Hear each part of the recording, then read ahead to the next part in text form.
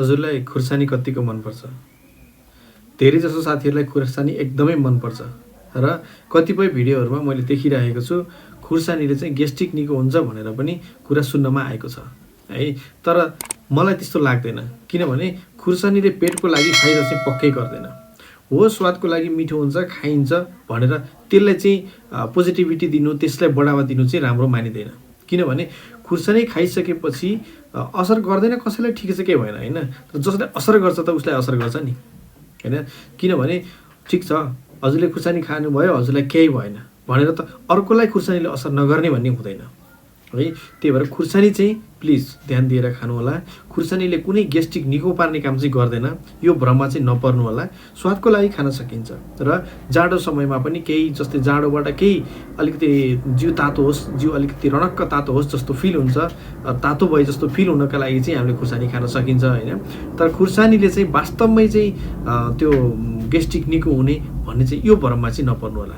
खुर्सानीले नोक्सानी गर्ला, फाइदा चाहिँ गर्दैन।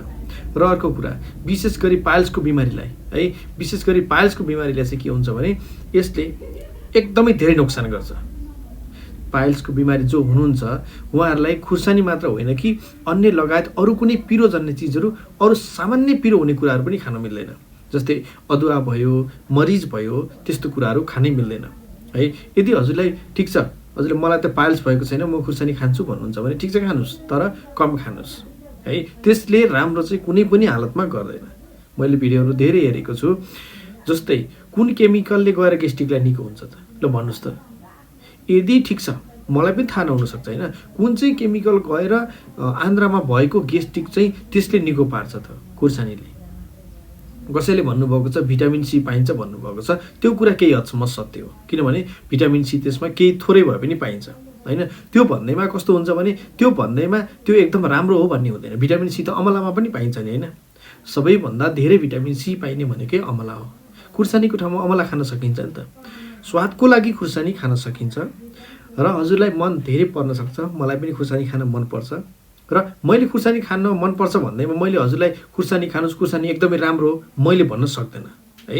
भन्ने साथीहरूले भन्नुभएको छ, तर प्लिज सजग हुनुहोस्। खुर्सानीले खास गरी चाहिँ प्रेसर बढी भएको बिमारीलाई खुर्सानी खान सकभर नदिनु होला, किनभने त्यसले प्रेसर बढाउन मद्दत गर्छ।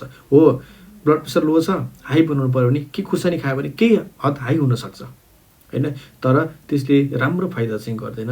किनभने खुर्सानीले चाहिँ खास गरी मृगौलामा पनि समस्या ल्याउँछ र हजुरको आन्द्राको भित्ताहरूमा समस्या ल्याउँछ। विशेष गरी त हजुरलाई थाहा छँदैछ, आज खुर्सानी खाइयो भोलि टोइलेट जाँदा के हुन्छ हालत, त्यो हजुरलाई एकदमै थाहा होला। त्यो असर कहाँ गर्छ भन्ने कुरा हजुरले थाहा पाउनु भएको छ। धेरै खुर्सानी खानुभयो भने पनि हजुरले पिसाब पनि पोलेको फिल गर्न सक्नुहुन्छ। यसको मतलब मृगौलामा पनि त्यसले नोक्सान गरिरहेको हुन्छ है। त्यसैले खुर्सानीले चाहिँ हाम्रो शरीरलाई त्यस्तो धेरै फाइदा गर्दैन। ठिकै छ, थोरै थोरै खाँदाखेरि चाहिँ केही हद राम्रो हुनसक्छ। जस्तै खुर्सानी हो होइन, खाँदाखेरि कहिलेकाहीँ खानु मन लाग्छ, नयाँ नयाँ चिज हो, खानु त हरेक चिज खाइन्छ, नोक्सान त हरेक चिजले गर्छ, तर कुन चिजले कति नोक्सान गर्छ भन्ने कुरा हो। किनभने खुर्सानी त थोरै खाए पनि धेरै पिरो हुने चिज हो नि त होइन। पिरो त त्यत्तिकै त हुन्न नि, जस्तै शरीरमा पिरो त्यत्तिकै हुँदैन नि, त्यसले कुनै न कुनै त्यो केमिकलले कुनै न कुनै बर्न नभइकन त्यो त्यसमा यस्तो केमिकल हुन्छ जसले हाम्रो छाला डढाउँछ। पुरै नडढाउने केही हद भए पनि केमिकलले त्यसलाई डढाइरहेको हुन्छ, अनि बल्ल हामीलाई पिरो फिल हुने हो। हजुरले याद गर्नुभएको छ, हजुरले खुर्सानी खानुभयो, मुखमा पिरो भयो होइन, पिरो भइसकेपछि पनि कति बेरसम्म त्यो खुर्सानीको कस्तो फिल हुन्छ होइन, मुखमा अजिब खालको फिल भइरहेको हुन्छ होइन। किनभने त्यसले पक्कै पनि केही न केही असर त गरेर हो नि होइन। हजुरले पानी पिउनुहुन्छ, पिरो त कम होला, तर पनि हजुरले याद गर्नुभएको छ हजुरको जिब्रो चाहिँ केही टेस्ट कम भएको जस्तो फिल गर्न सक्नुहुन्छ पिरो खाइसकेपछि। हो त्यस्तै यो त जिब्रोको कुरा भयो, त्यस्तै पेटभरिको कुरा हुन्छ।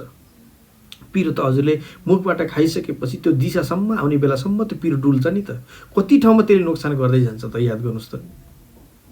त्यसैले सानो सानो कुराहरू चाहिँ कुनै सानो कुराहरू, सानो बानीले गर्दाखेरि पछि ठुलो रोग निम्तिन सक्छ। अल्सर हुन कसैलाई लागेको छ र उहाँले पिरो खानुभयो भने त सिद्धि हो। बुझ्नुहोस् नि, कुनै कुरा कस्तो हुन्छ, जस्तै हामीलाई पेटमा केही भइरहेको छ थाहा छैन नि हामीलाई होइन, तर त्यो बेलामा हामीले खुर्सानी खाइयो, खतम भयो।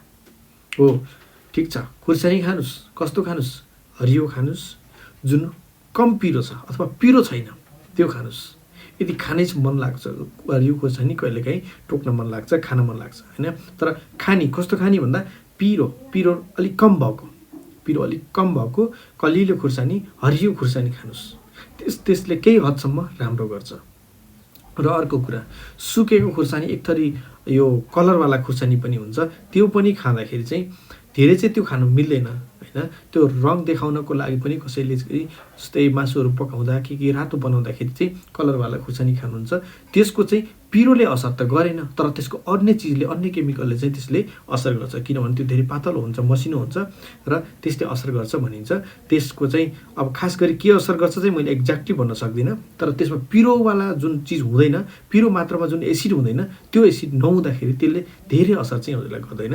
त्यो चाहिँ हजुरले विचार गरेर खानु होला। त्यो खास गरी चाहिँ गेस्ट्रिक बिमारीले चाहिँ त्यो धुलो खुर्सानी चाहिँ खानु हुँदैन भन्ने बुझिन्छ, त्यो चाहिँ विशेष ध्यान दिनु होला त्यो कुराहरूलाई चाहिँ है। अर्को कुरा, खुर्सानी खानै छ भने सकेसम्म सुकेको खुर्सानी चाहिँ नखानु होला, किनभने सुकेको खुर्सानीले चाहिँ हरियो खुर्सानीले भन्दा धेरै असर गर्छ। खुर्सानी खाँदाखेरि चाहिँ कस्तो खुर्सानी खाने भन्ने विचार गर्नु होला। जस्तै हजुरलाई पिरो खान मन लाग्यो है, पिरो खान मन लाग्यो भने बरु हजुरले मरिच खान सक्नुहुन्छ, किनभने मरिचको पिरो पनि पिरो फिल हुन्छ। तर खुर्सानी नै टोक्न मन लाग्यो भने चाहिँ हरियो खुर्सानी, पिरो कम भएको खुर्सानी खाने गर्नुहोस्। त्यो खाँदाखेरि हजुरलाई केही भए पनि, हरियो खाँदाखेरि केही हद भए पनि हजुरलाई चाहिँ त्यसले फाइदा नै गरेको हुन्छ है। यति कुरा चाहिँ ध्यान दिनु होला। र खुर्सानीले धेरै राम्रो फाइदा चाहिँ गर्दैन। जसको पित्तरस राम्रो छ, जस्तै पित्त थैली जसको राम्रो छ, पित्तरस धेरै निस्किन्छ भने उहाँले पिरो खाँदा चाहिँ असर गर्दैन, किनभने पिरोलाई चाहिँ तितोले के गर्छ, पित्तमा तितो हुन्छ, त्यो तितोले चाहिँ पिरोलाई त्यसलाई नर्मल बनाइदिन्छ। कसैले भन्नुहुन्छ मलाई जति खुर्सानी खाए पनि केही हुँदैन भन्नुहुन्छ, हो, किनभने उहाँको पित्तरस राम्रो छ होइन। पित्तरस राम्रो हुनाले अब त्यो पिरो ठाउँमा तितो आएर के हुन्छ, डिजल्भ हुन्छ। डिजल्भ भइसकेपछि के हुन्छ, त्यो पिरोले असर हुँदैन। त्यसैले खुर्सानी खाँदा चाहिँ विशेष ध्यान दिएर खानु होला। र अर्को कुरा, जसले धेरै खुर्सानी मन पराउनुहुन्छ होइन, ऊ कसैले के भन्नुहुन्छ, मलाई मुखमा चाहिँ पिरो हुँदैन भन्नुहुन्छ, मैले जति खुर्सानी खाए पनि केही हुँदैन, मलाई पिरै हुँदैन भन्नुहुन्छ, हो। कसैको त्यो समस्या हुँदो रहेछ।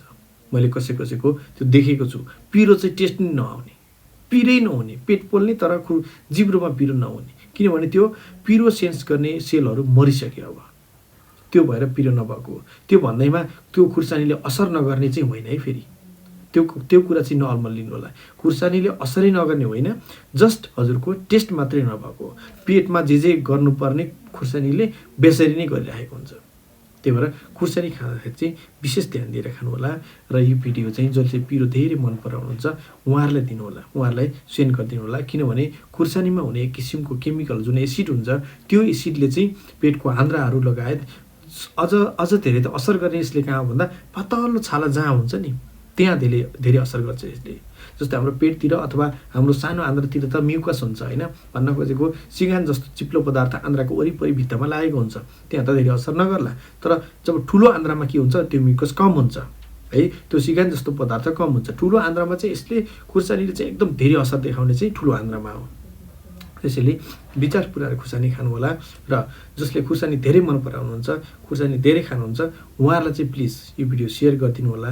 र जसले आजसम्म पनि हाम्रो च्यानललाई सब्सक्राइब गर्नुभएको छैन, यस्तै स्वास्थ्य सम्बन्धी जानकारी राख्न चाहनुहुन्छ र यस्तै जानकारी लिइराख्न चाहनुहुन्छ भने हजुरले हाम्रो च्यानललाई सब्सक्राइब पनि गरिदिनु होला, भिडियो लाइक पनि गरिदिनु होला। र आफूलाई परेको समस्या अथवा यो भिडियो सुनिसकेपछि हजुरको मनमा के उब्जियो त्यो कुराहरू कमेन्ट पनि हजुरले गर्न सक्नुहुन्छ है। भिडियो मन पनि पराउनु होला र फेसबुकमा यो भिडियोलाई सेयर पनि गरिदिनु होला।